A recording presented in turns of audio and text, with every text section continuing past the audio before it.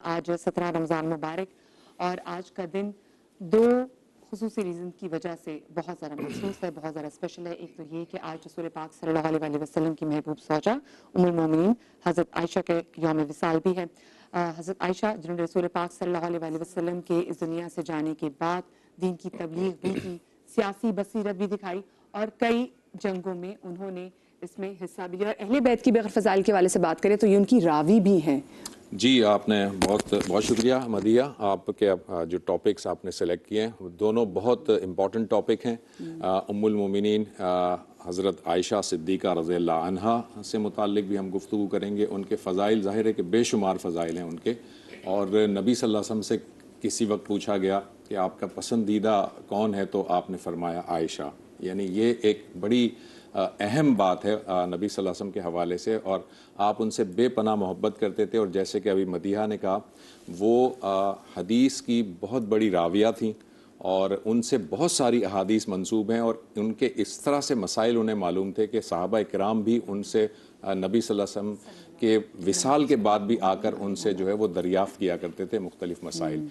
एक तो ये, दूसरी बात ये कि आज 17 रमज़ानुल मुबारक है और सन 2 हिजरी में 17 रमज़ानुल मुबारक को एक बहुत बड़ा मार्का हुआ था मुसलमानों और कुफ़ार के दरमियान, जिसे अल्लाह ताला ने यौमुल फ़ुरक़ान कहा था, जो कि जंग बदर का वाक़या हुआ था, जिसमें अल्लाह ताला ने अपनी रहमत से, अपनी नुसरत से 313 अफराद को शिकस्त दी थी 1000 के मुकाबले में। अल्लाह ताला की सरासर रहमत थी और नबी सल्लल्लाहु अलैहि वसल्लम की गिड़गिड़ा कर दुआ मांगने की फजीलत थी असल में। तो आज इन दोनों पर हम गुफ्तगू करेंगे। हमारे साथ कौन कौन तशरीफ रखते हैं? बिल्कुल जी, हमारे साथ मुफ्ती नूर रहमानी साहब मौजूद है, हमारे साथ अल्लामा जवाद हुसैन आबदी साहब मौजूद है, हमारे साथ हमारी बहन आयशा बिलाल मौजूद है और हमारे साथ हमारी बड़ी प्यारी नातख़्वान बहन जवेदिया सलीम भी मौजूद है। आप तमाम तो लोगों को हम अपनी इस खुसूसी ट्रांसमिशन में खुश आमदीद कहते हैं। और सबसे पहले हम ज़िक्र ही हज़रत आयशा रज़ियल्लाहु तआला अन्हा का करेंगे। हम ये जानना चाहेंगे कि वो रसूल पाक सल्लल्लाहु अलैहि वसल्लम की सबसे पहले कि निकाह में कैसे आई थी, वो क्या वाक़या था? नहमदुहु व नसल्ली अला रसूलिहिल करीम, अम्मा बाद, फ़अऊज़ु बिल्लाहि मिनश शैतानिर रजीम, बिस्मिल्लाहिर रहमानिर रहीम।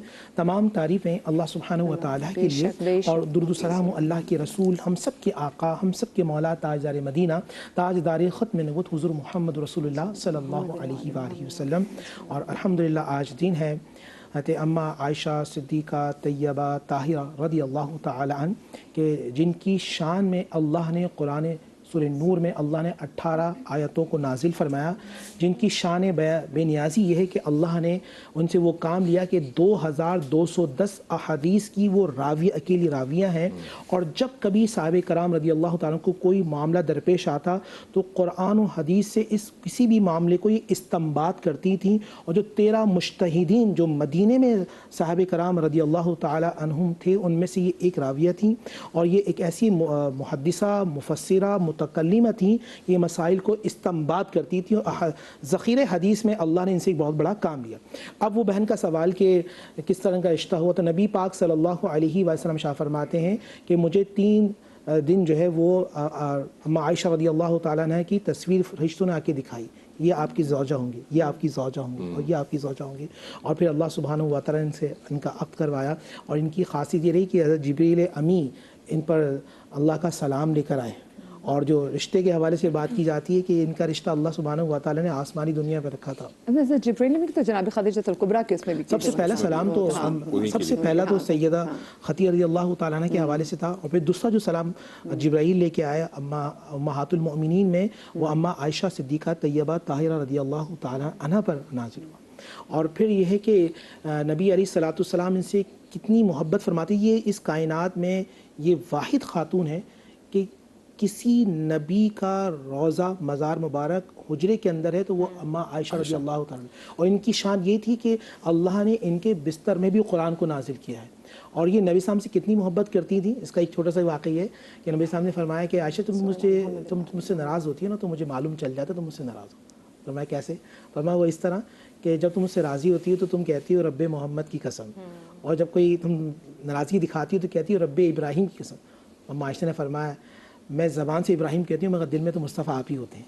एक बहुत बड़ी बात है, ज़ाहिर है उनके लिए फ़जीलत का एक बहुत बड़ा मकाम है।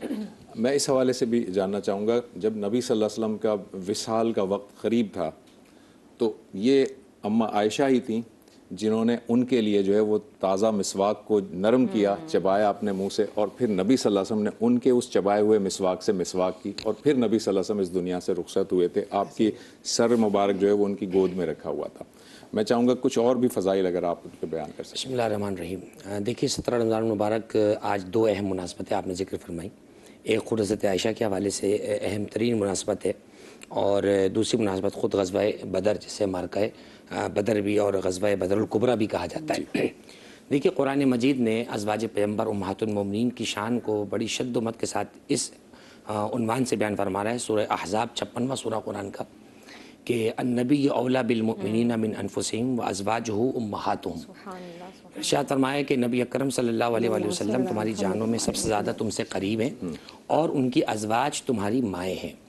تو دیکھیے جب لفظ ماں آ جاتا ہے تو پھر یقیناً وہ رتبہ دیگر رتبوں سے سوا ہو جاتا ہے، اور جہاں نسبت نبی اکرم صلی اللہ علیہ وآلہ وسلم سے ہو جائے تو ہم تو ان سے منسوب کسی سواری کی بھی تعظیم حد درجہ کرتے ہیں. ان سے منسوب کوئی شجر ہو، کوئی حجر ہو، کوئی وادی ہو، کوئی پہاڑ ہو، تو وہ بھی قابل تعظیم ہوتا ہے، چاہے جائے کہ کوئی شخصیت ان سے جو ہے وہ متصف ہو جائے اور منسوب ہو جائے.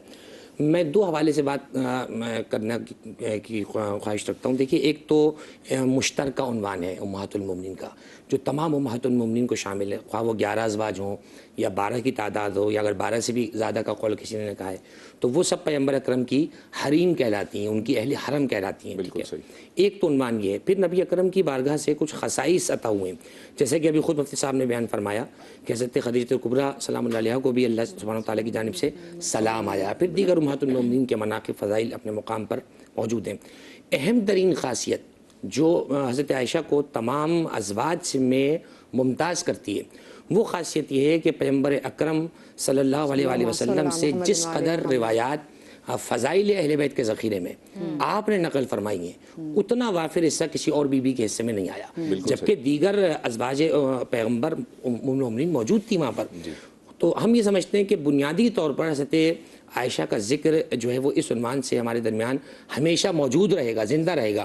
جب جب آپ قرآن مجید پڑھیں گے آپ کو وہ آیات نظر آئیں گی جو ازواج پیغمبر کی شان میں پائی جاتی ہیں، یا ان کے مرتبے کو بیان فرماتی ہیں، یا ان کی طرف ہمیں متوجہ کرتی ہیں، جیسے کہ مفتی صاحب نے بھی اشارہ کیا کچھ آیت کی طرف. اور پھر جب ہم روایت کے ذخیرے میں آتے ہیں، بنیادی طور پر دیکھیے ہمیں سمجھنے کی کیا ضرورت ہے. پیغمبر اکرم نے یکے بعد دیگرے، آج مشکل یہ ہوتی ہے کہ آج ایک زوجہ اگر آپ رکھے ہوئے ہیں تو خواہش آپ 3-4 کی کر رہے ہیں، حق آپ ایک کر نہیں پا رہے. نبی اکرم تو کائنات کی وہ شخصیت ہیں جنہوں نے عدل کے معیارات کو مقرر فرمایا ہے. تو آپ نے اس درجہ مقرر کیا کہ آپ یہ فرمایا کرتے تھے ایک دن اگر جس زوجہ کے پاس ہے تو وہی دن اسی زوجہ کے پاس ہے، تاکہ حق میں حق تلفی نہ ہو، کیونکہ نبی اکرم تو ہی عدل کے معیارات مقرر کرنے. تو جو باری آپ کی اگر حضرت عائشہ کے پاس ہے تو اگر وہاں موجود ہیں اور کسی دوسری زوجہ کے یہاں سے کوئی پکا ہوا کھانا آ جاتا ہے تو ایک اندر سے کیفیت یہ ہوتی ہے کہ آج وقت میرا ہے خدمت کا نبی اکرم کی، تو آج اگر دوسری زوجہ کے پاس جا رہا ہے تو میں اس میں کس طرح شامل ہو سکتی ہوں، یا میرا اس میں کیا رول ہو سکتا ہے. تو میں سمجھتا ہوں کہ آج جتنی بھی اونچ نیچ ہم آپس کے رشتوں میں دیکھتے ہیں، اگر ان رشتوں کو سلجھانے کی طرف ہم بڑھنا چاہیں تو ہمارے لیے یہی شخصیات ہیں نمونے کے طور پر. اگر ان کی سیرت کا خاکے کا مطالعہ کریں اور دیکھیں وہاں نشیب و فراز کیا رہا ہے، کن زمانوں سے گزرتے ہوئے کچھ شخصیات آج یہاں تک پہنچی، تو میں سمجھتا ہوں جملہ مسائل کا حل بھی ہو سکتا ہے. اور جیسے کہ روایات کے حوالے سے بیان کیا تو یہ بہرحال ایک خاصہ تھا ان کا کہ ان کے حافظے میں اتنی حدیث محفوظ رہیں کہ خود بیان فرمایا کہ 2000 کے قریب روایات تقریباً ہیں. پھر اتنی روایات کا ایک خاتون کے حافظے میں محفوظ رہنا یہ خود ایک چیز ہے، جبکہ نسیان کا معاملہ مرد سے زیادہ خاتون میں دیکھا گیا ایک عام طور پہ. لیکن چونکہ حریم پیغمبر ہے، نسبت پیغمبر اکرم سے، تو وہ عنایت بھی پروردگار کی ہے کہ ذہن میں وہ حوالے اور چیزیں بھی محفوظ ہیں. نبی صلی اللہ علیہ وسلم اور حضرت عائشہ کے بارے میں ایک اور بات آپ کے سامنے رکھ دوں ناظرین، کہ جب پورا کا پورا مدینہ، پورے منافقین سرگرم تھے آپ پر الزام اور آپ پر تہمت لگانے کے لیے، اس وقت اللہ تعالیٰ نے آپ کی پاکیزگی کی گواہی دی اور اللہ تعالیٰ نے قرآن مجید میں آیات نازل